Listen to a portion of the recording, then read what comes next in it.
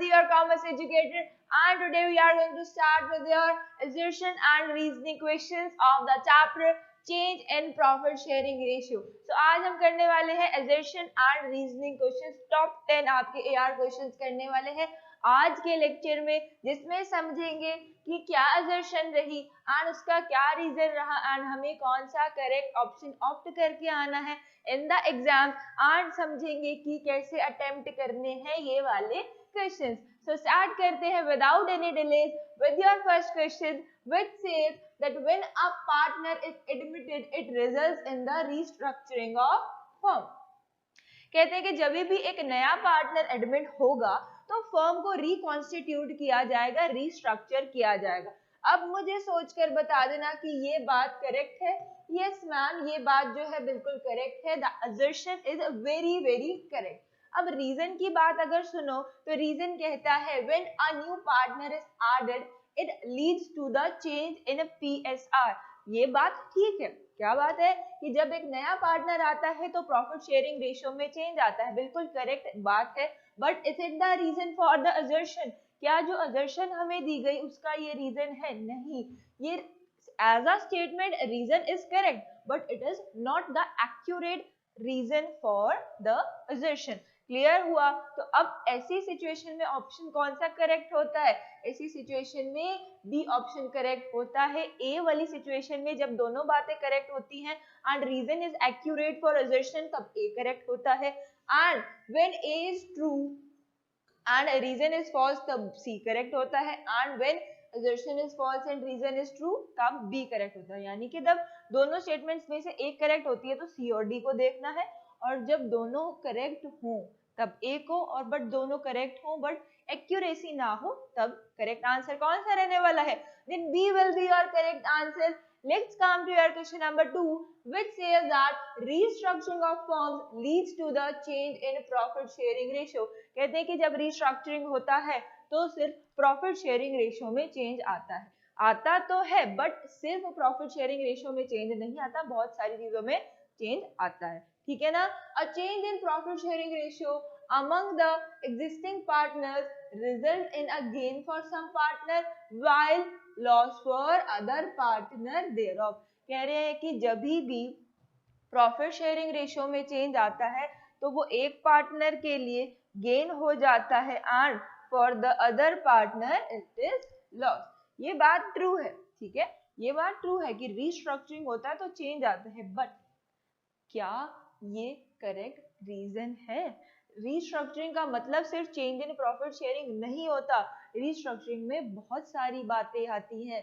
That means again B will be the correct answer, that both the statements are correct but they are not accurate for each other. Let's come to question number 3 जो कहता है dissolution of the partnership firm is called restructuring of the firm.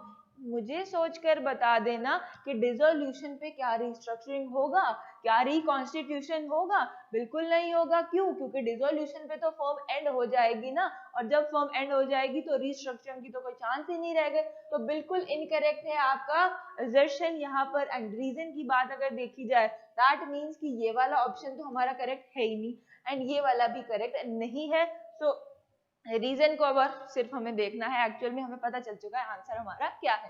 तो restructuring of the firm leads to change in profit sharing ratio and adjustment of goodwill. जब भी reconstitution किया जाता है, restructure किया जाता है तो प्रॉफिट शेयरिंग रेशियो में चेंज आता है और गुडविल में एडजस्टमेंट्स आती हैं. बिल्कुल ट्रू बात है.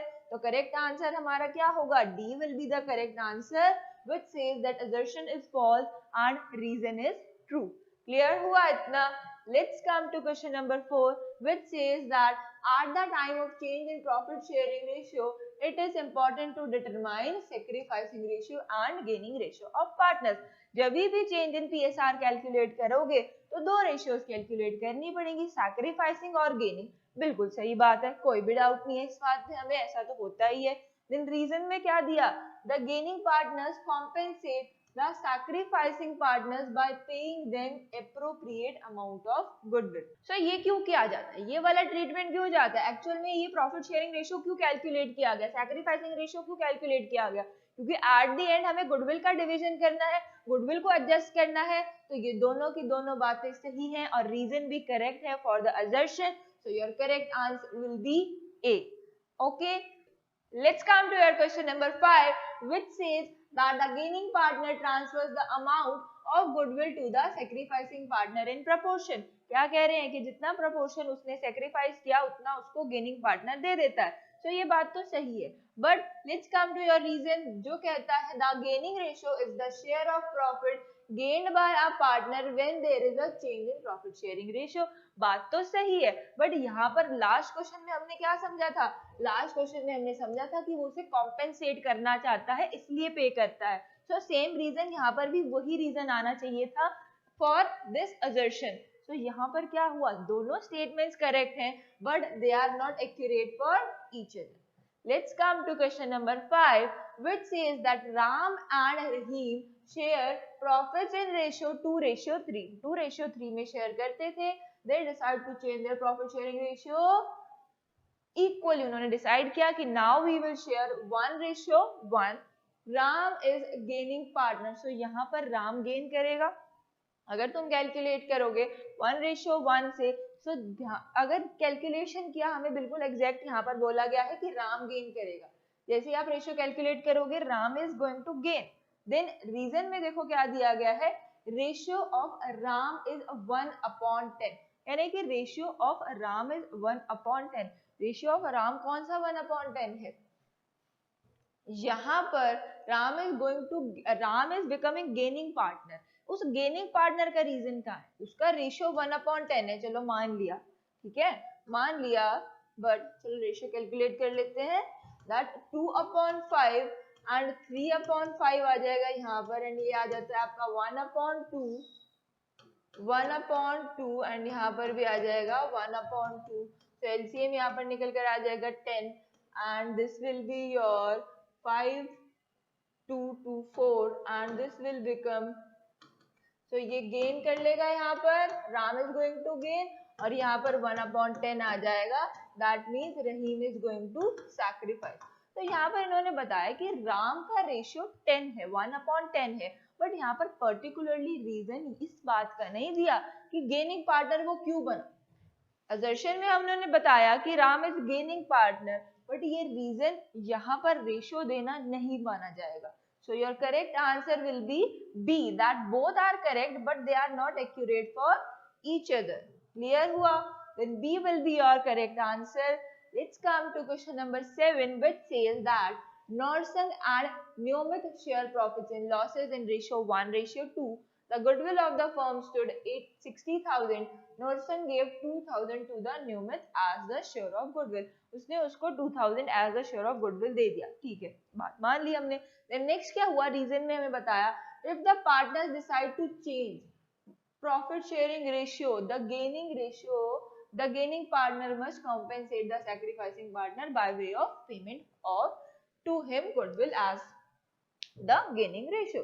तो यहाँ पर हमें सिंपली यही बताया गया कि सैक्रिफाइसिंग रेशियो इसलिए कैलकुलेट करते हैं जो जितना गेन कर रहा है दूसरा पार्टनर उसको उतना कंट्रीब्यूशन करे, उसको कॉम्पेंसेट करे कि इतना मैंने गेन कर लिया तो मैं आपको अभी इस चीज के लिए कॉम्पेंसेट कर लूंगा, कल से रेशियो नया है. ठीक है ना? तो यहाँ पर क्या होगा, दोनों की दोनों बातें बिल्कुल सही है. जो भी नॉर्संग ने कंट्रीब्यूशन दिया, नॉर्संग ने जो भी कॉम्पेंसेशन दिया टू नियोमित, that is very very accurate. और यहीं पर उसको एज रीजन एक्सप्लेन कर दिया गया और यहाँ पर उसका एग्जाम्पल था एंड रीजन में उसका पूरा एक्सप्लेनेशन था. तो यहाँ per your 7th is a very correct answer. Let's come to your question number 8, which says that when the profit sharing ratio changes, all the reserves are transferred to profit and loss appropriation account. जब भी change in PSR आता है या फिर जब भी firm का restructuring होता है तो क्या होगा, रिजर्व में चेंज आएगा. रिजर्व में चेंज आएगा तो रिजर्व को कौन से अकाउंट में डालना है, profit and loss appropriation account में जाते हैं रिजर्व. यस, बिल्कुल जाते हैं. तो assertion जो है बिल्कुल करेक्ट है. Then reserves are transferred in old profit sharing ratio. Reserves जो हैं वो old profit sharing ratio में transfer किए जाते हैं. So reserves को old profit sharing ratio में divide किया जाता है. बात तो बिल्कुल सही है. It is very very correct point, but correct point होने के साथ साथ क्या ये असर्शन का रीजन है? असर्शन में कह रहे हैं कि वो P&L एप्रोप्रिएशन अकाउंट में जाता है, यहाँ पर रीजन होना चाहिए तो क्यों जाता है P&L एप्रोप्रिएशन अकाउंट में, वो तो नहीं बताया। यहाँ पर नई एक और स्टेटमेंट बता दी तो हम कौन सा करेक्ट आंसर करके आने वाले हैं? B is the correct answer for your question. Let's come to question number 9 जो कहता है goodwill is an intangible asset. Goodwill जो है एक इंटेंजिबल एसेट है, बिल्कुल सही बात है। Goodwill can not be touch and field, कि जो गुडविल है वो इंटेंजिबल एसेट है। इंटेंजिबल का मतलब क्या होता है? जिसको आप ना टच कर सकते हो ना फील कर सकते हो, ठीक है। तो यहाँ पर दोनों की दोनों बातें एकदम एक्यूरेट है, और जहां पर बिल्कुल परफेक्ट एक्यूरेसी आती है वहां पर your correct answer is A. Clear हुआ? Let's come to 10 question which says that goodwill of the firm is affected by the reputation of the firm। कि गुडविल जो है वो रेपुटेशन से ही तो बनती है, बिल्कुल सही बात है, कोई भी इसमें कंफ्यूजन की बात नहीं है, यहाँ पर assertion बिल्कुल करेक्ट है। Then the goodwill of the firm is dependent on the management capacity of the firm, कि मैनेजमेंट कैपेसिटी पे डिपेंड करती है गुडविल फर्म की, बिल्कुल सही बात है। ये दोनों फैक्टर्स अफेक्टिंग गुडविल में आती हैं बातें, है ना। तो दोनों स्टेटमेंट्स करेक्ट है, यहाँ पर assertion भी करेक्ट है, रीजन भी करेक्ट है, but is it the reason, is it the accurate reason for the assertion? वहां पर रेपुटेशन की बात करी एंड यहाँ पर बिल्कुल ही डिफरेंट स्टेटमेंट बता दिया। तो डिफरेंट स्टेटमेंट आने पे करेक्ट आंसर क्या होता है? बी करेक्ट आंसर होता है when there is lack of accuracy among assertion and reasoning. Clear हुआ इतना?